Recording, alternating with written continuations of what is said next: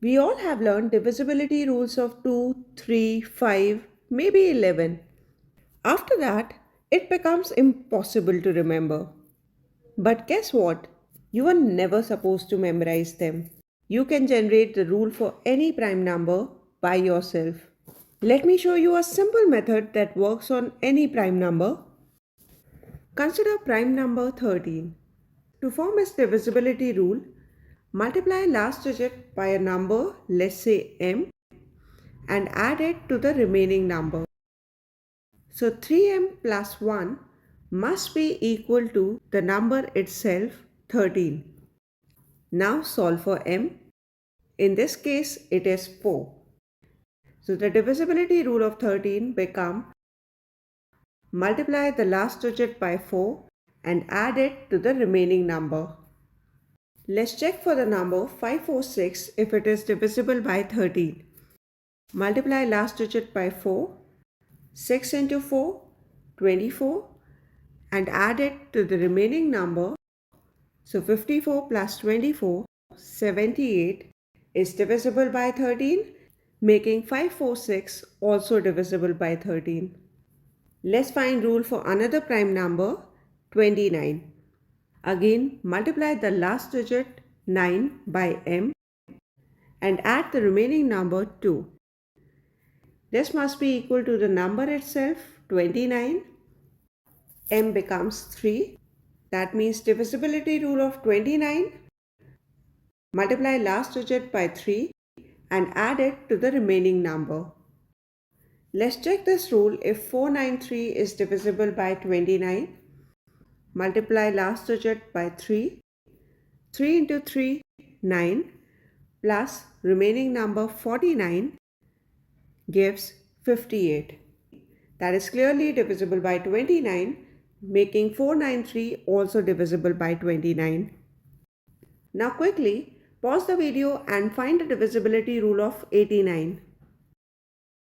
I think all must have got this.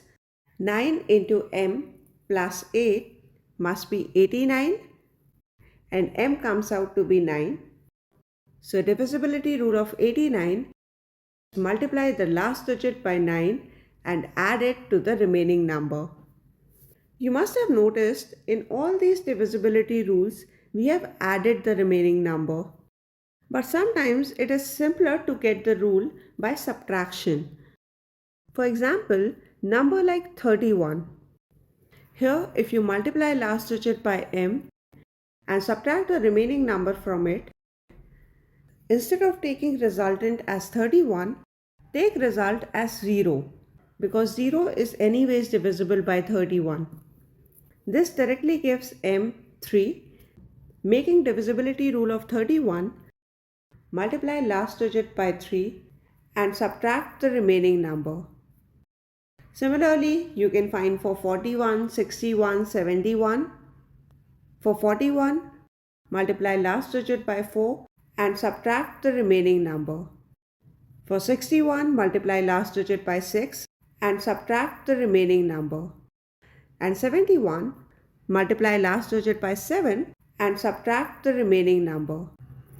Lastly, we have a slightly different rule for all the prime numbers ending in 7, like for 7, 17, 37, 47, etc. Let's work with 17 first. Here, instead of working on 17, we'll work on its double, 34. Multiply last digit by m and subtract the remaining number. 4m minus 3 must be equal to 17. We get m as 5, making our divisibility rule of 17. Multiply last digit by 5 and subtract the remaining number.